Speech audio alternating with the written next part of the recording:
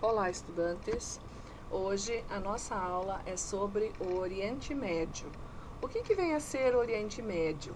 Ele faz parte da Ásia, mas devido às suas características, a sua religião, tipo de solo, relevo, a sua cultura em geral, ele é diferenciado do restante do território asiático. Por isso que a gente denomina essa região como Oriente Médio. Então, qual é essa área do Oriente Médio? Então, eu listei aqui embaixo o nome dos países que fazem parte deste território aqui, denominado de Oriente Médio. Então, aqui entre o Mar Vermelho, né, e essa área aqui até o Irã, né, a Turquia aqui, esse território todo, então, esses países fazem parte do Oriente Médio. Hoje, especificamente, vamos falar da Guerra do Golfo.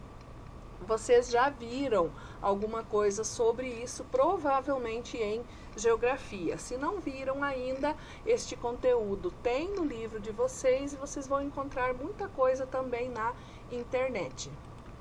A Guerra do Golfo, ela aconteceu no ano de 1990, devido principalmente à questão petrolífera nessa região, né? Então, o Iraque, né, pretendia invadir o Kuwait para tomar as reservas de petróleo existentes naquele território. E lógico que o Iraque, ele acabou recebendo apoio de países ocidentais, como os Estados Unidos da América e também a Grã-Bretanha. E alguns países do Oriente Médio, como a Arábia Saudita, o Egito e o Iraque também acabaram contra o Iraque, então acabaram fazendo parte desse conflito chamado Guerra do Golfo. Quais foram as causas da Guerra do Golfo? Né? Observando as imagens aqui dos soldados americanos carregando um ferido ou talvez até já morto, né, um soldado, diante daqueles embates que aconteciam diariamente.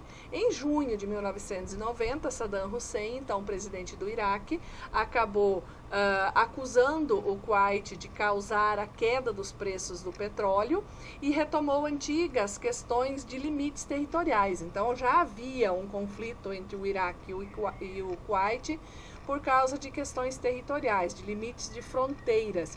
E o Iraque acabou retomando essas brigas, esses conflitos, justamente porque na região existem vários poços de petróleo. E o Kuwait foi acusado, né, de vender o petróleo mais barato, e isso fez com que o Iraque também teve que abaixar o preço do barril de petróleo. Lembrando que a região denominada de Oriente Médio é a segunda maior produtora de petróleo mundial, perdendo apenas para a Venezuela, que fica na América do Sul. Além de exigir, então, indenizações do Kuwait, ele acabou, então, invadindo esse território para retomar essas áreas ricas em petróleo. Isso aconteceu lá no ano de 1990. O desenrolar da guerra. Então, durante uma década, né, durante 10 anos, o Iraque acabou ocupando esse território e acabou brigando por este território. Um conflito, né, que fez com que esse território fosse mais devastado ainda do que já foi, né? Muitos poços de petróleo foram incendiados, muitos navios foram bombardeados, e isso acabou provocando sérias restrições com relação à venda do barril de petróleo e também um aumento abusivo do preço do barril de petróleo para o restante do mundo, né? Lembrando que a maioria das nações mundiais acabam comprando petróleo do Oriente Médio, dos Estados Unidos e da Venezuela. Então, são os 3 grandes exportadores de petróleo mundial. O Iraque, então, começou a invadir o norte do Kuwait para ter acesso mais rápido ao mar. Mas ele acabou fracassando, embora ele não desistisse dos seus interesses, né, intentos de ocupar esse território.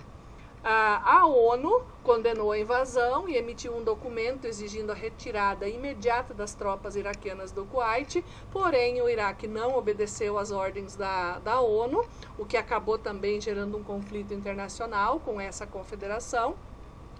Ao mesmo tempo, os Estados Unidos acabaram deslocando tropas e aviões para a Arábia Saudita, preparando-se para uma ação militar.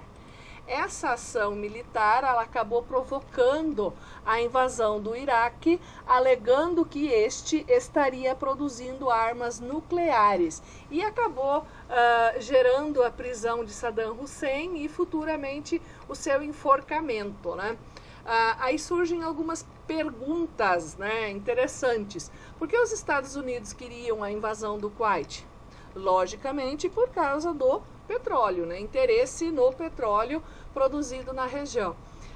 E por que eles promoveram ajuda aos iraquianos? Inicialmente eles ajudaram os iraquianos para depois, né, poder tomar o território iraquiano e conseguir o poder com relação ao domínio a esses poços de petróleo existentes na região. Por que eles tinham interesse no petróleo? Obviamente, né, o petróleo é um dos combustíveis fósseis mais utilizados, né? Os derivados do petróleo são os combustíveis fósseis mais utilizados no mundo, infelizmente, né?